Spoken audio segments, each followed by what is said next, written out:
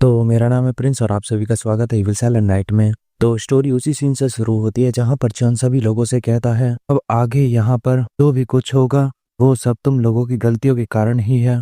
John बिल्कुल आसमान में होता है और उसे देखकर सभी लोग कहने लगते हैं क्या वह सचमुच कोई आदमी है। दूसरा इस पर कहने लगता है आखिर वह कैसे आसमान में इस तरह से तैर सकता है यानी कि खड़ा हो सकता है। इसके बाद जॉन को दिखाया जाता है जो कि तुरंत ही अपने हाथ को सामने की तरफ करता है। सिर्फ जॉन के हाथ को सामने की तरफ करने से ही जमीन के ऊपर बहुत जोर से कंपन होने लगती है, जिसे देखकर सभी लोग काफी ज्यादा घबरा जाते हैं और जितनी भी स्वॉर्ड जमीन पर पड़ी हुई होती हैं वह सभी जमीन से आसमान में फ्लोट करने लगती हैं।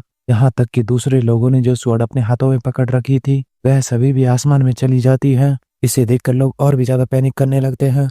ली वुक जैसे इसे देखता है तो अपने सभी लोगों से चिल्लाते हुए कहने लगता है कोई भी घबराओ मत, वह सिर्फ तुम्हारे हाथों से तुम्हारी स्वॉर्ड को छुड़ाने की कोशिश कर रहा है और कुछ भी नहीं। लेकिन दूसरी तरफ से जॉन को दिखाया जाता है जो कि तुरंत ही अपने हाथ को सामने की तरफ करता है और उसके हाथ सामने की तरफ करने से जितनी भी स्वॉर्ड आसमान में गई होती है वह सारी स्वॉर्ड फिर से उन्हीं लोगों की तरफ हो जाती है।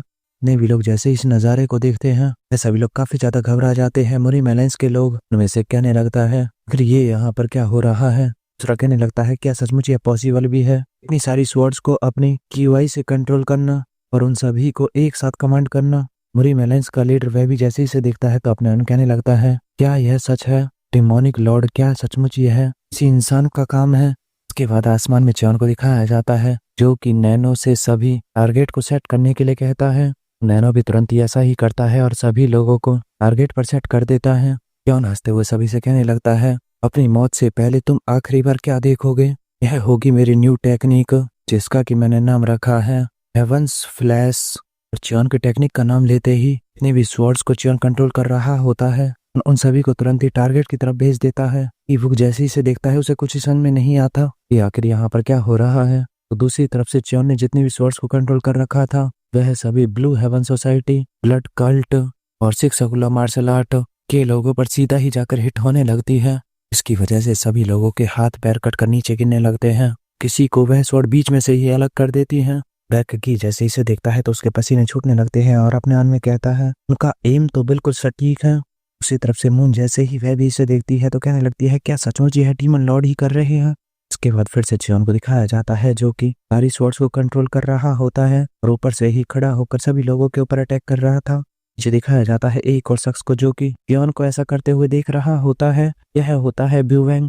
उसकी आंखों में आंसू के साथ साथ एक अलग सी चमक होती है और काफी खुश होते हुए कहने लगता है यह है डीमन लॉर्ड। फिर एक आदमी वह इतना ज्यादा मैजेस्टिक कैसे हो सकता है। के बाद हमें गैल म्यूजियम को दिखाया जाता है, खुद भी उन सारी स्वॉर्ड्स को रोक रखा था और कहने लगता है फिर यह कैसे पॉसिबल है, मैं अपने 10th QI का यूज कर रहा हूँ लेकिन फिर भी मैं बड़ी मुश्किल से इन सारी स्वॉर्ड्स को रोक पा रहा हूँ। गैल म्यूजियम तुरंत ही सभी लोगों को चिल्लाते हुए कहने लगता है एक ग्रुप बनाओ, जितने भी लोग हैं वह सभी हमारी स्वॉर्ड्स के अंदर शामिल हो जाओ, सामने से आने वाली स्वॉर्ड से अपने आप को बचाओ।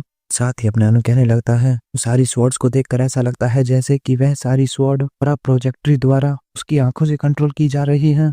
इसकी वजह से इनका निशाना सीधा सिर्फ हमारे ही लोग हैं। इतने में गैल म्यूजियम के पास एक शख्स आता है क्योंकि उससे कहने लगता है कैप्टन कोई भी हमारी बातों को नहीं सुन रहा है। लगता है अगर सब कुछ इसी तरह से चलता रहा तो हम लोग यहीं पर मारे जाएंगे, वो इसलिए हमें मौका देखकर यहाँ से भाग लेना चाहिए।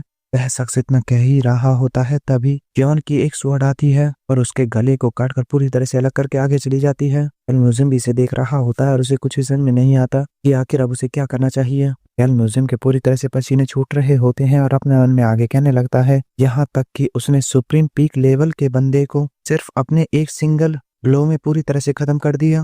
गैल म्यूजियम अभी इसी तरह की बातें एक ही जगह पर खड़ा होकर सोच ही रहा होता है, अभी उसके पीछे एक और स्वॉर्ड उसी की तरफ आ रही होती है। गैल म्यूजियम भी तुरंत ही उसे नोटिस कर लेता है और अपनी स्वॉर्ड से उसे रोकने की कोशिश करने लगता है। लेकिन अगले ही सीन में दिखाया जाता है वह स्वॉर्ड सीधा आकर उसकी स्वॉर्ड पर लगती है जिसकी वजह से गैल म्यूजियम की स्वॉर्ड उसी जगह पर बीच से टूट जाती है। इसके बाद वहां पर और भी ज्यादा स्वॉर्ड आकर नीचे गिरने लगती है और गैल म्यूजियम जिस जगह पर खड़ा हुआ था तुरंत ही एक स्वॉर्ड आकर उसके पैर को काट कर अलग कर देती है। इसकी वजह से गैल म्यूजियम ज्यादा देर तक खड़ा भी नहीं रह पाता और तुरंत ही नीचे जमीन पर गिर जाता है। गैल म्यूजियम जो कि जमीन पर पड़ा हुआ होता है कांपते हुए कहने लगता है यहाँ तक कि भले ही वह लाइफ और डेथ रिलम में ही क्यों ना हो कि हमने सोचा था कि अगर हमारी तीनों फोर्स एक साथ मिल जाती है तो हम जरूर उससे आसानी से हरा पाएंगे, लेकिन वह सचमुच एक डीमन है, वह अकेला ही काफी है।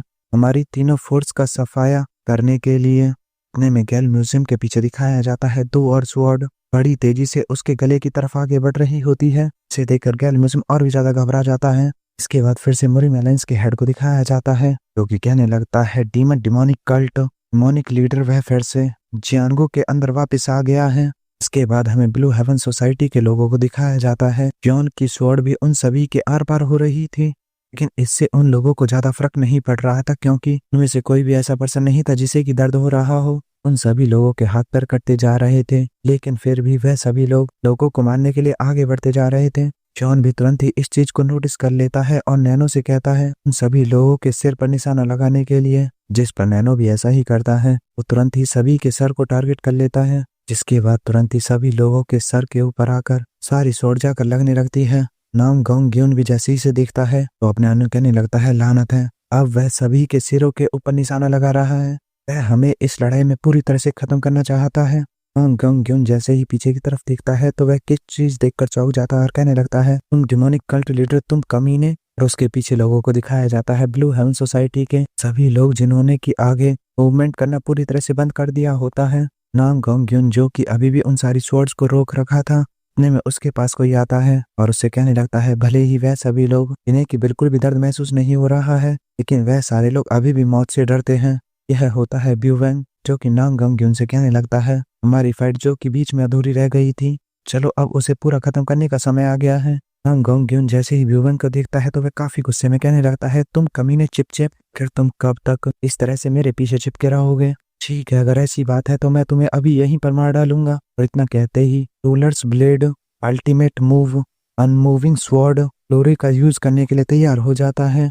दूसरी तरफ से ब्यूवेंग भी उससे फाइट करने के लिए पूरी तरह से तैयार होता है। कहने लगता है अगर ऐसी बात है तो ठीक है, इसे संभालो। और ब्यूवेंग अपनी इल्यूजन स्वॉर्ड टेक्निक का यूज करता है, जिसकी वजह से ब्यूवेंग के कई सारे क्लोन बन जाते हैं और ब्यूवेंग तुरंत ही रश कर देता है गोंग ग्यून के ऊपर।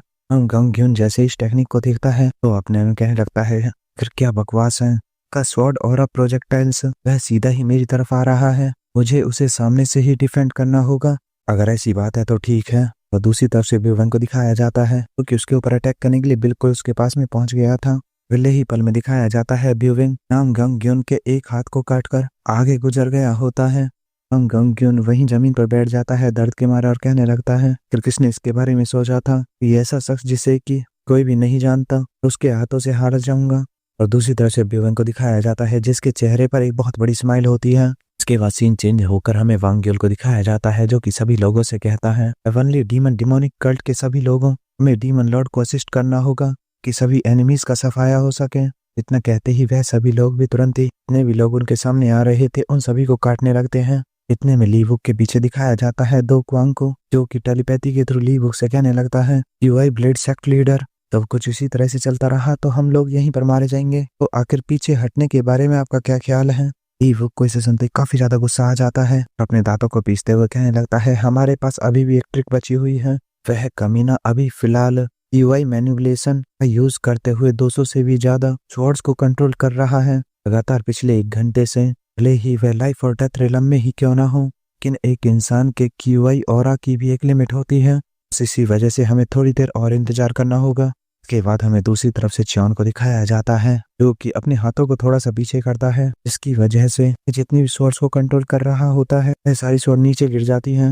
ली वुक भी इस बात को नोटिस कर लेता है। दूसरे लोग जो कि कह रहे होते हैं बस सब खत्म हो गया कि क्यूआई की लिमिट पूरी हो गई है। इसके बाद च्योन जैसे ही नीचे आने लगता है तो सभी लोग कहने लगते हैं डिमोनिक कल्ट लीडर वह नीचे आ रहा है। ली वुक तुरंत ही अपने सभी लोगों को ऑर्डर देता है और कहने लगता है यही हमारे पास एक मौका है।